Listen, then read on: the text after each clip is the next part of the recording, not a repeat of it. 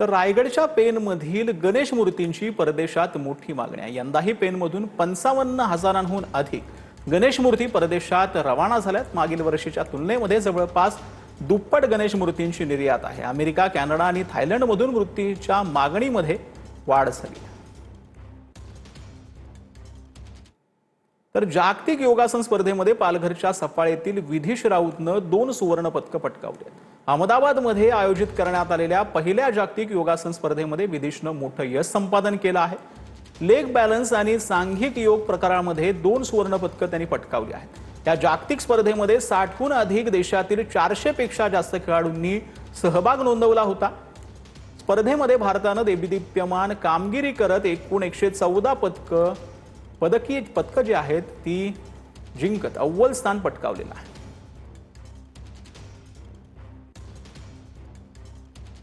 तर आता बातमी आहे भंडाऱ्यामधून। भंडाऱ्यामध्ये 2 सख्ख्या भावांवर मोक्का अंतर्गत कारवाई करण्यात आली। खंडणी उकळणं, पोलिसांवर हल्ला प्रकरणामध्ये गंभीर गुन्हे दाखल करण्यात आले। विशेष पोलीस महानिरीक्षकांच्या आदेशानुसार कारवाई करण्यात आली।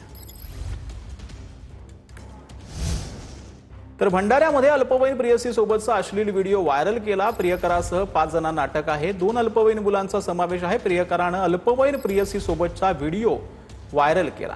व्हिडिओ व्हायरल केल्यानंतर मुलीला ब्लॅकमेलही केलेला आहे।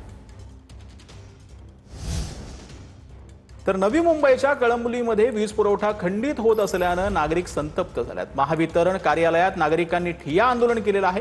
कळंबोली परिसरातही वारंवार खंडित वीज होत असल्याने नागरिक संतप्त झालेत। महावितरणच्या कारभाराविरोधात नागरिकांकडून तीव्र नाराजी व्यक्त करण्यात आली।